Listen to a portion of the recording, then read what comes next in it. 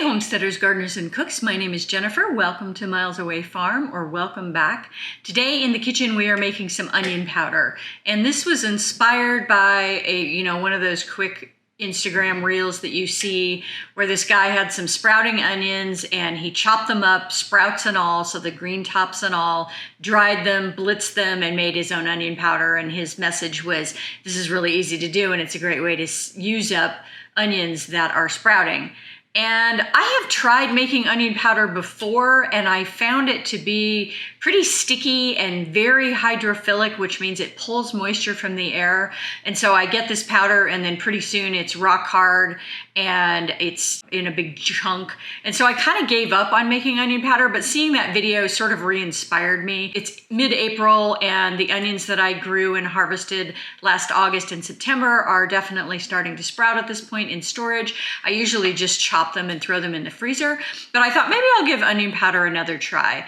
And so I cut up an onion. I didn't have a video of the first one that I did. Cut up an onion, threw it in the dehydrator, put it in the processor to blitz it up, and I got this really lovely onion powder that it's really kind of onion flakes. It's a little bit chunky. I didn't grind it super smooth, but I was very pleased with the result. And so I thought I should make a video on this and do another batch.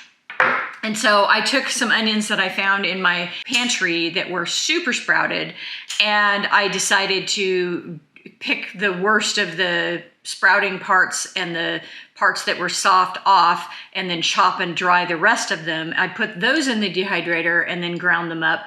And this is what I have. This stuff is sticky.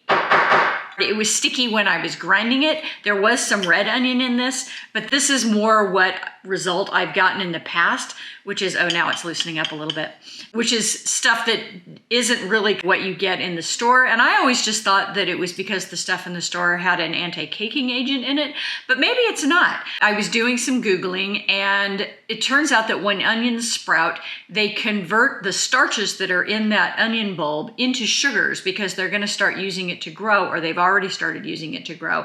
And so it gets higher in sugar. And my suspicion is part of what's going on here is the reason this feels kind of sticky is simply because the onions were really too sprouted and there's a higher sugar content in them, and so they're not going to dry nearly as well. So I learned something with this little experiment. I have some more onions that are not nearly as sprouted as the ones that I used for this video. And so my suggestion is, if you want to dry your own onion powder, first keep it in a sealed jar. So use a mason jar or some other jar that has some kind of a gasket to keep moisture out, especially if you're in a humid environment, because this stuff really does suck moisture from the air, and pretty soon it's just going to be a giant wad in the bottom and you're going to have a really hard time using it. But the other suggestion is, don't use onions that are super sprouted. I'm not really sure. The guy who did that video, I don't remember the onion powder being particularly green, even though he included a whole bunch of the sprouts. And so I'm kind of wondering if it was a little bit of a fudge factor there. But interesting stuff. Obviously, it's all edible, but if you want stuff that stays more powdery like this is, then I suggest don't use super sprouted onions. But onion powder, really simple. Let's get started. So these yellow onions are storage onions, and it does matter when you're growing onions to make sure that you're growing storage onions if you want them to last through the winter. The red one here is called Southport Red Globe. I've grown a lot of different kinds of red onions. They always sprout before the yellow onions. They just don't hold as long, but the Southport has much better storage than any other red onion I've ever used.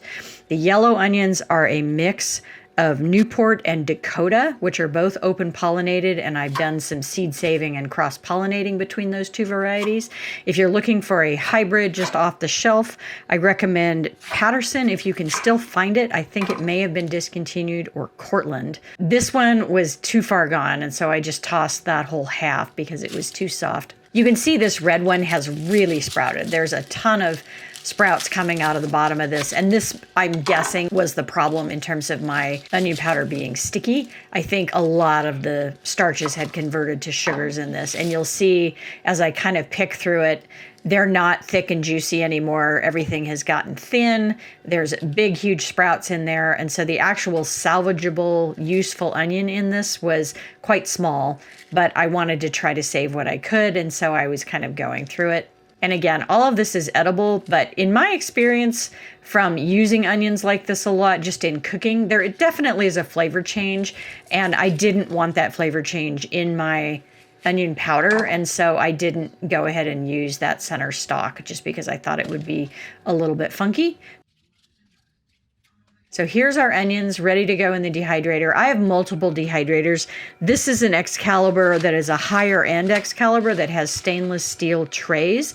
It's a very nice machine, but honestly, these stainless steel trays, things stick to them much more so than the plastic trays in the black Excalibur. And so I'm using a mat here just so that I don't have to fiddle around trying to pick sticky onions off of that stainless steel tray.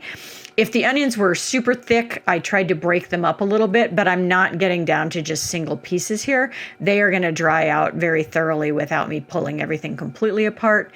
And I'm doing 125 degrees Fahrenheit here for about 24 hours.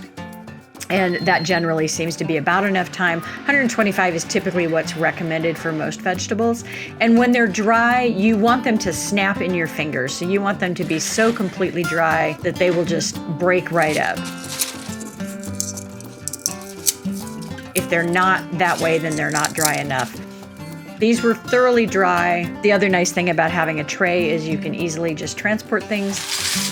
And then this is a little spice grinder. I have multiples of this because I also run a small business.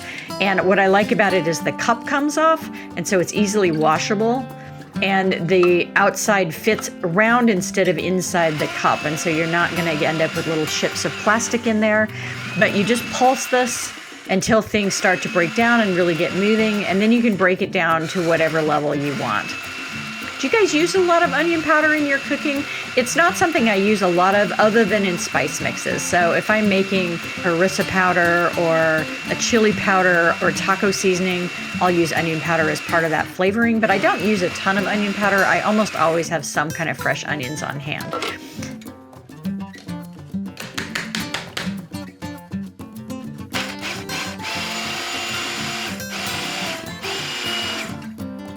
So this is the third batch of grinding this up, and you can see how sticky that is. I suspect it was the red onion, but definitely had some sticky quality to it, and definitely a change in texture because of that. I think they were just higher in sugar, and sugar equals sticky. Here's the first batch I did, a closer look at the first batch I did. And you can see this is nice and flaky and powdery. And I think because these onions were not quite as sprouted, you got a better result. So lesson learned. How about it, guys? Have you ever tried making your own onion powder? Do you think it's worth doing? Let me know in the comments. Thanks for watching, Tribe. If you like this kind of content, give me a thumbs up, subscribe, leave me a comment, and share. I have new content coming out every week.